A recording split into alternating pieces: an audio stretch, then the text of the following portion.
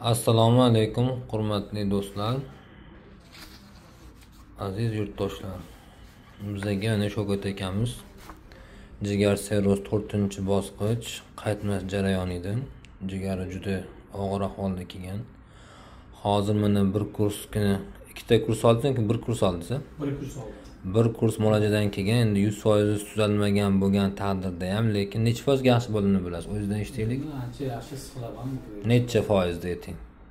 60, 70, 50. O'zimda sal bardan deydi. 60-70% yaxshi bo'ldingiz. Demak, tanasida bo'lgan o'zgarishni o'zingiz eshitdinglar. 60-70% yaxshi bo'lgan, lekin hali siz 100% tuzalmagansiz. Faqat foyda ko'rgansiz. 70% foyda ko'rdingiz lichenamizdan. Ha, shunaqa deylik. Kelgan mana Surxondaryo tushganlar 21.8 ko'rsatgan, xuddi shu odamniki, Choriyev Shavkat.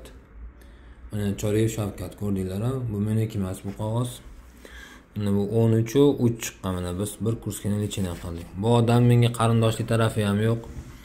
Ko'chadan kirib kelgan odam, to'g'rimi?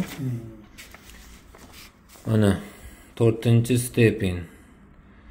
Ya'ni astit taloq kattalashishi, tomirlar kengayishini yozganman. Mana o'zim yozib bergan lichena, mana meni qog'ozim, shifokor Hamidov Murabbos. Mana shu terapiyani olishgan. Nima olganini ko'rsatmayman, chunki bu meni sirli sxemam. Xo'p, keyin eski qog'ozdan shaq qo'ydik.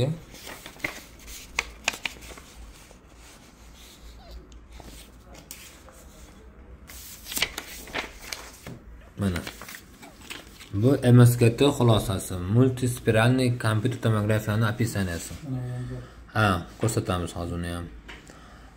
Demak, jigar venasi 1,5 cm bo'lgan, konturlari noaniq va to'liq jigar yaxshi emasligini ko'rsatgan. Qizil o'ngachning 3-bo'lagida, ya'ni oshqozon bilan ulangan joyda vena kengayishini ko'rsatgan, varikoz bor degan. Va taloqlari salkam 20 cm bo'lib ketgan. 19.5 cm ga 3.8, ya'ni 13.8 ko'rsatgan.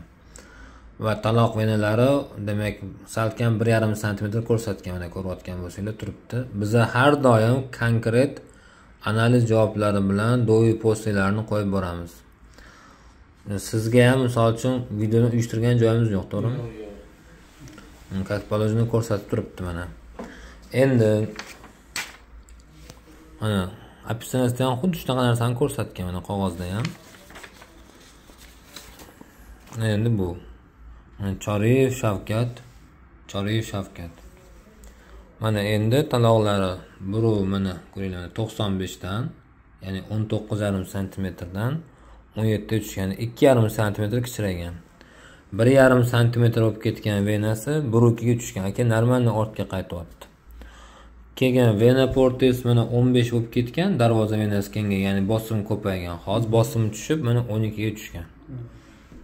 Aka 20, ya'ni 22 dan 13 ga tushgan bir oyda. Hozir fermentlaringiz birmuncha ko'tarilib turadi, sababi jigar to'qimalarining ichigacha, hujayra darajasigacha kiradigan shu damlama choylarimiz, sistema ukolos qoningizga hamma shamollash chiqaryapti. Shuning uchun, o'shaning uchun o'sha qo'zg'alish va temir shamolladimi deyapsiz, uni ham ta'siri bor. Lekin umumiy olib qaraganda o'zi ichini ham o'zi yozgan, shu palajetining dinamikaga qarab ketyapti. Ko'rsatkichlari yaxshi. Ozroq qorningizda 200 gram atrofida suv ko'rsatgan. Endi 500 lar yarim litr ko'rsatganmi hozir? 500 degan. Ha, u so'rilib ketadi. Prostata bezi, ya'ni qo'g'ini tepasi turibdi u. Balkim o'sha tarafda shamollash bo'lishi mumkin, o'shanga ham paydo bo'ladi. Lekin sizda shakllangan astit, ya'ni istisqo yo'q. Nima deya olasiz, aka, sizga o'xshab haligacha ikkilanib tuzalmas ekanman, yo bir og'ir ekan ahvolim, men shundoq ketar ekanman deb turgan odamlar bor. Misol uchun biz ham sizga aytgan perisadka qiladigan holatda jigaringizni, to'g'rimi? Shunaqa deganmizmi? Beravering. Nima deya olasiz, qancha kunda foydasini sezasiz, aka? Men shu lichenani olganimdan keyin 15-20 kun ichida o'zimga sal bilindi. Hozirroq sezilganda sal o'zimni tetik his qildim.